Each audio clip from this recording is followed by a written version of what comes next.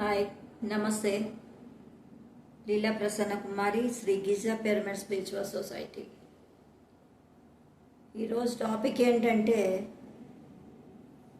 దీపం ఉండగానే ఇల్లు చక్కబెట్టుకోవాలి అనే విషయం గురించి మనం తెలుసుకుందాం. ప్రతి ఒక్కరూ కూడా సబ్స్క్రైబ్ చేయండి, లైక్ చేయండి. ఎన్నో వీడియోస్ ప్రతిరోజు ఒక వీడియోతో మీ ముందు ఉండడం జరుగుతుంది.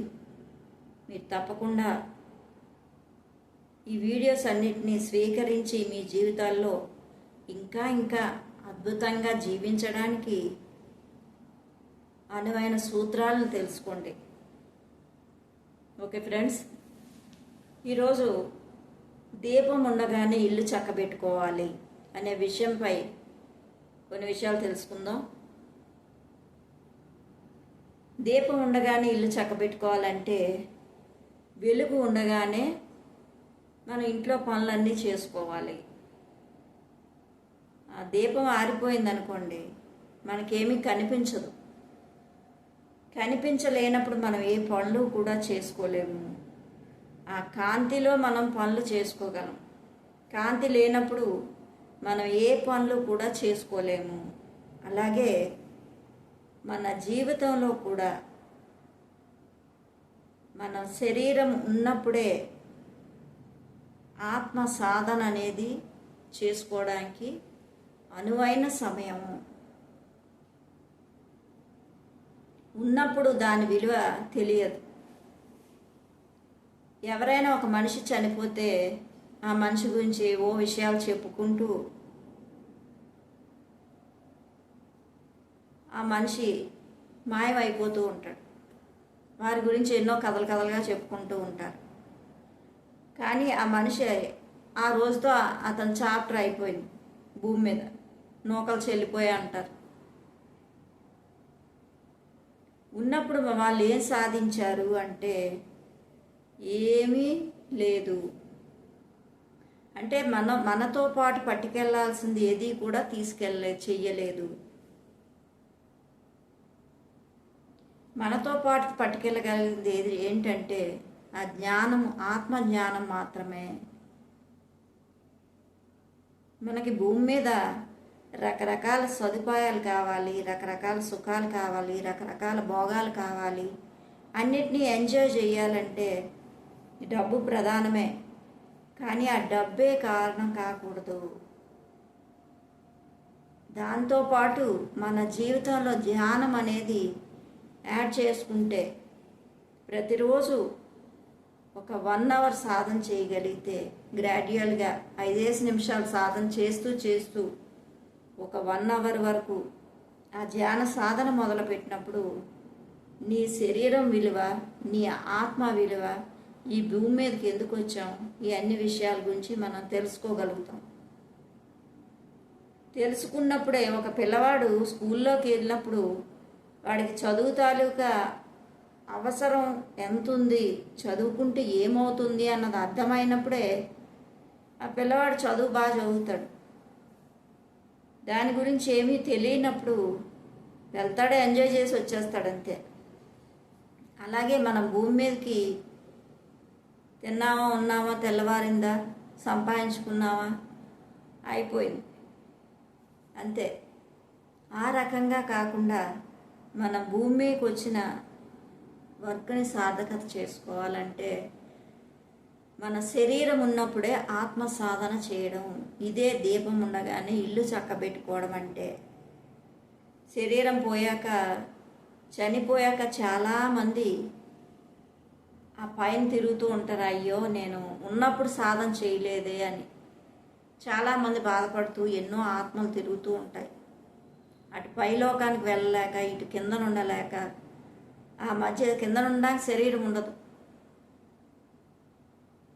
పైకి వెళ్తే పైకి రానివ్వరు, ఎలా వెళ్ళాలో తెలియదు, ఆ జ్ఞానం లేక.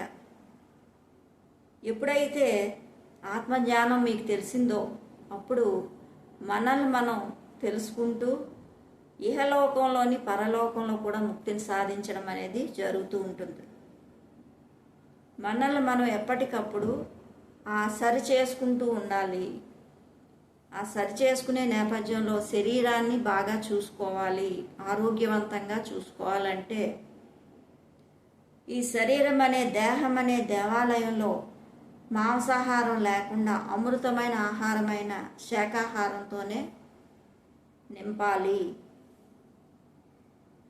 రకరకాలైన రుచికరమైన పోషక విలువలు ఉన్న ఆహారాలు ఎన్నో ఉన్నాయి. వాటిని మాత్రమే భుజించడం ద్వారా దేహం ఎంతో ఆరోగ్యంగా ఆనందంగా ఉంటుంది. అలాగే మనకి అనారోగ్యాలు ఎప్పుడు వస్తాయంటే మానసికమైన రుగ్మతల ద్వారా అనారోగ్యాలు వస్తాయి. ఆ మానసికమైన అనారోగ్యాలు లేకుండా ఉండేటట్టయితే అనారోగ్యాలే ఉండవు. మానసికమైన అనారోగ్యాలు, మానసికమైన ఇబ్బందులు ఎందుకు వస్తాయంటే మనకి అజ్ఞానంతో ఉండడం వల్ల ఆ మానసికమైన ఆ ఇబ్బందులన్నీ కలుగుతూ ఉంటాయి అన్నమాట. జ్ఞానం ఉన్నప్పుడు దాని తాలూకు అది ఏంటనేది వివరణ మనకు అందుతుంది. అజ్ఞానంతో ఉన్నప్పుడు బాధ కలుగుతుంది. జ్ఞానంతో ఉంటే ఆనందం ఉంటుంది, అజ్ఞానంతో ఉంటే బాధ కలుగుతూ ఉంటుంది. కాబట్టి ఫ్రెండ్స్, మనం ఎప్పుడైతే ధ్యానం చేశామో అప్పుడు మానసికమైన ఆనందము, తృప్తి, ఆత్మ సంతృప్తి కలుగుతాయి. ధ్యానం చేయడం ద్వారా ఆనందమైన తృప్తి ఎప్పుడైతే కలుగుతూ ఉంటుందో అప్పుడు మనకి మానసికమైన ఒత్తిళ్ళన్నిటి నుంచి దూరం అవుతాం.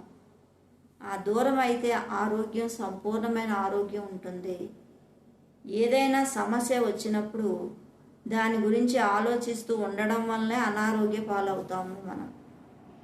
అలాగే సెకండ్ థింగ్ ఏంటంటే మాంసాహారం వల్ల కూడా మనకి ఇది జరుగుతూ ఉంటుంది.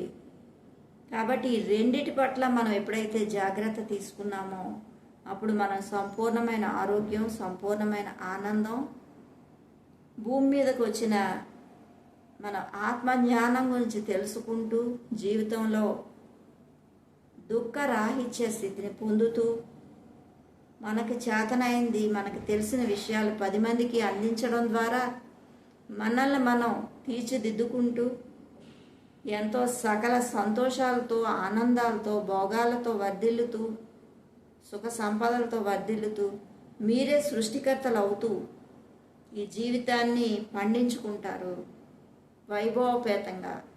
పత్రిజీ బ్రహ్మర్షి పితామహ పత్రిజీ, మా గురువుగారైన పత్రిజీ అంటారు, ధ్యానం చేస్తే వైభోగమే వైభోగము అని. ఆ వైభోగం పొందాలంటే మీరు ధ్యానం చేయాలి. ధ్యానం చేసిన ప్రతి ఒక్కరూ కూడా వైభోగంలోనే ఉంటారు. ఎందుకంటే వాళ్ళకి ఆత్మ జ్ఞానం ఉంది కనుక. ఎవరైనా మనం మాట్లాడుతూ ఉన్నప్పుడు కానీ, పనులు బాగోలేనప్పుడు కానీ ఏమంటామంటే నీకు బుద్ధి జ్ఞానం లేదా అని చెప్తూ ఉంటాం. అంటే బుద్ధి జ్ఞానం ఉన్నప్పుడు ఆ పని కరెక్ట్గా చేయడం అనేది జరుగుతుంది. కాబట్టి మనం ఆ విధంగా ఎప్పుడైతే ప్రవర్తిస్తామో, దీపం ఉండగానే ఇల్లు చక్కబెట్టుకోవాలి. శరీరం ఉన్నప్పుడే మనం ఎంత జాగ్రత్తగా ఉంటామో, ఎంత ఎరుకతో ప్రవర్తిస్తామో, ఎంత సమయాన్ని మనం వినియోగించుకుంటామో అప్పుడే మన జీవితం సార్థకత అవుతుంది.